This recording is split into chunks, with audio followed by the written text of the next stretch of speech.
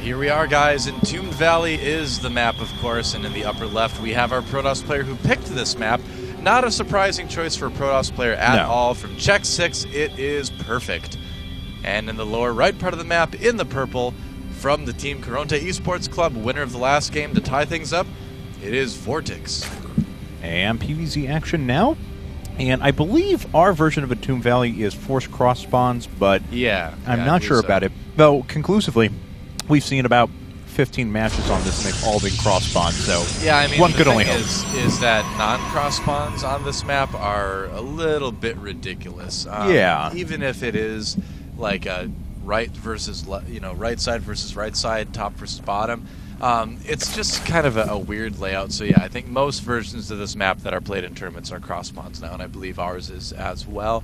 And let's talk about the map a little bit more. It's a tough map for Zerg. It really can be, because it's so hard to take your third. You have to break through the rocks, which is difficult to do early in the game with the current way that Zergs like to play this matchup.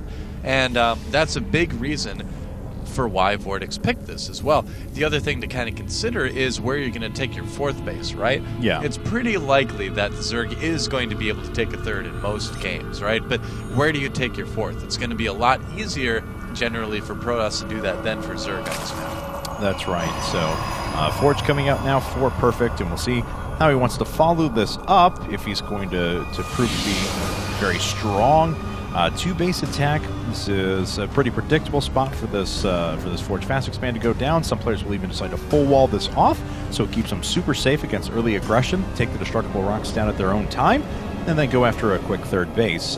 Similar to we see on maps on like Metropolis or Ohana. They all kind of have the similar sort of idea of players are intending to go for those three bases. Yeah, generally Zergs want to be the aggressors in this matchup right now. You want to be able to get to that point where you're either getting aggressive with Ling Roach, or you're getting aggressive with just Mass Roach, and then moving into Brood Lords a little bit later in the game. But overall, I mean, it seems like a matchup where Zerg is very defensive. Yeah. But in reality, Zerg really wants to get out there and stop Protoss from getting that third base. They want to kill those Protoss armies as early and as often as they can.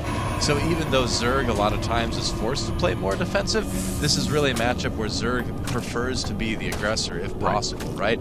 And that's another reason why this map is going to be good for Perfect, because it's difficult to attack up those ramps if you're going into the natural, the third base, things like that. Yeah. So, well, I'm curious to see how Vortex is going to handle it. He is going for that 3 hatch, no gas, but where he will go from there, time will only tell. That's right. So 3 hatches are down now. The second Nexus is pretty close to finish, though, for Perfect, and he is, like I said, going down a very predictable path at the moment. 2 gases just coming up at the same time, continuing to produce those probes, and nothing looks too out of the ordinary for him. We'll see if he decides to full wall this, and he has indeed left a gap, and then changes to decide to move the gap right here, but it's still a gap. Well, you don't want the gap right next to your cannon, right? Yeah, it's going to be tough. Run, probe, run! Oh, wow, it was close, but the Zealot does get in. The probe lives, though, so that's kind of nice. Did you see that, though? That was really cute. Perfect tried to hit the Zergling so that it would stop moving for half a second and take the second shot from the cannon there. He misclicked a little bit, but it's tough to right-click a moving Zergling. Well, I'll say that. It's tough to right-click a moving Baneling, and they're even slower. That's right. So Vortex is in a position to get a little bit of scouting done. A little bit later, he doesn't want to run around right now because he knows that there's just not a lot to see, and he doesn't want to waste that scouting potential. Right. But in a minute or two, he's going to be able to get some good info on there. That's right. And if he checked the Forge right now, he would see that there is +1 on the way for CheckSix Perfect. It's about 1 minute from now, though. A little bit less than that now. That we will start to see a couple more gas if he's going to go down a heavy tech route. So Zergling certainly being annoying. Running around there, he will be able to make it back down before the Stalker does come up, and should be able to get a scout on any potential gas coming out from Perfect. Except for the cannon, I think it's going to kill him. Is it close enough? Can he sneak? Oh, yeah, he will absolutely die to that cannon. Oh, yeah. All right. 100% he would die to that cannon. All right, well, a couple more gas are coming up, and he should be able to spot it from the high ground right there. And maybe even able to pick up on that robotics facility. That is an odd place to build the robo facility, especially if you want to hide it from the Zergling. Yeah, with the Stalker coming out, he's not going to be able to do anything with that. Yep. And so the Scout doesn't really see a whole lot. Roach Warren now on the way for Vortex, probably going to see that Evo chamber. And how many drones has he gotten up to? About, 39 drones. Right. Usually it's around this time you see those buildings going down, and then you usually see another round of drones to get up to like 50, 60-ish. And then it's at this point, Zerg has to really pay attention. They really want to get the information to decide to help them make the decision to use the larva on drones, because you want to be on around 70 at this point, or units if you need to. Now here's kind of the surprising thing about the way Vortex is playing this. Look at his Overlord positioning right now. He doesn't really have Overlords in any good spots, to be completely honest with you.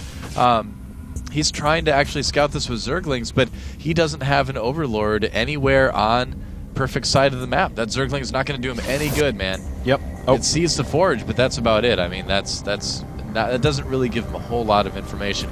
When you're playing this matchup, you want an Overlord to be able to scout the gas, the natural, and ideally you want an Overlord in a position to be able to, sacrifice into their main too and see what they're doing. So I gotta say, Vortex a little bit slacking on his scouting this game. That may come back to haunt him. That is true, and we see that the Robo's finished up now, and it's going to go right into no. It's actually just going to be observers to be used alongside the Blink for now, with +2 weapons coming out. So a little bit of a blast from the past. Perfect, maybe going down a heavy Blink timing here. We'll see if he adds on any additional gateways in a second.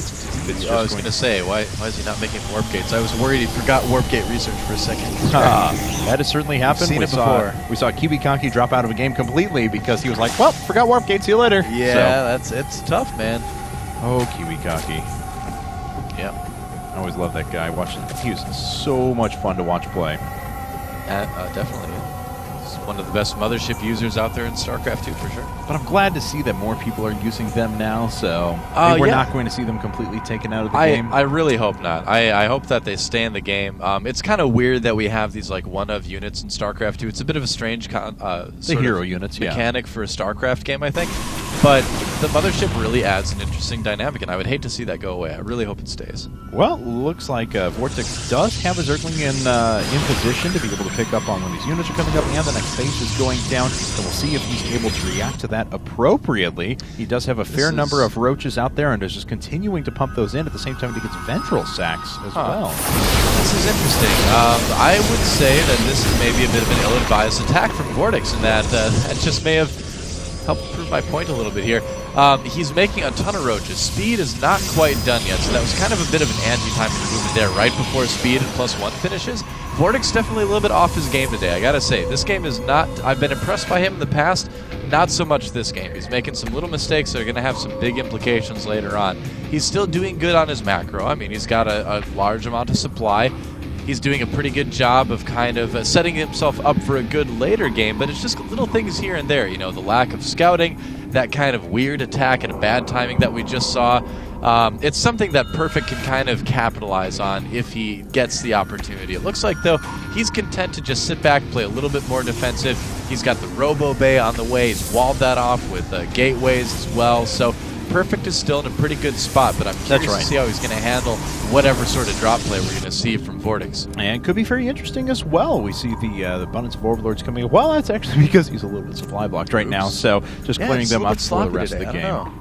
Yeah, just a little bit of weird play out of both our teams so far, but it looks like this is going to be the big doom drop. It's going to be interesting. He's putting a lot into this one drop, man. I love it. I love this kind of thing, but this is a big risk. Yeah, he's got to do a ton of damage with this drop, or he's going to be in big trouble. All right, well, here comes Vortex now, right up the gods, and what does Perfect have in position? Not a lot. The first 2 units are going to drop right down on top of all of these probes. That's actually going to be a little bit of economic damage. More units actually making their way into the main now. May even be able to pick out the robotics bay technology if he wants, which would be a pretty good win. May even just outright get a couple of Nexus kills. Wow, this is so crazy, and he's attacking at the third at the same time. He's going to be able to take out a lot of tech in the main, potentially. Here comes the army of Perfect, but it has to squeeze up that little ramp, and that's not going to be enough stalkers to really handle it.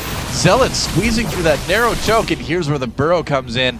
So despite a little bit of sloppiness earlier in the game, Vortex definitely doing a little bit of damage with this. He's killed a lot of probes, I think. No kidding. Yeah, 33 already. Not bad. His opponent's down to 29 workers now. It's 81 supply to 172 at the moment. 16 roaches being constructed at a time for Vortex off of these 4 bases that he now has up. And as we can see as well, Spires being added in now, so his economy is great. He just destroyed his opponent's economy and the 3rd base. things are looking very bad for Perfect right now. This turned out really, really well. I actually really like this strategy on this map. That's really cool, man. I mean, the way he handled it was actually really, really good.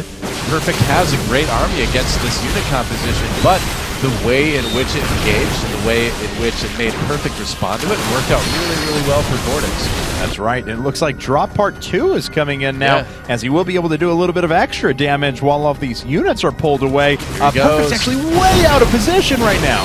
Yep, and more damage is going to be done. Will he be able to kill the Nexus potentially? I don't know. I think it'd be almost better to go after, again, some of those gateways, production buildings, but that Nexus is so low, it is definitely going down. Yeah, bye-bye. There it falls. Second Nexus has gone down. If he gets all three... I actually think he will. That's and yeah, right. He certainly will. Perfect going for the counterattack now. He's just going to try to base trade it. Oh my. So 3 Nexuses have fallen. This is it for Perfect. He has got to win the game with this army that's on the map right now. Even a few probes are pulled in tow along with this. Yep. And, I mean, one thing that Perfect does have going for him is that Vortex does not have an army here. Yeah, all the probes being pulled, trying to defend, using that to buffer for the Roaches.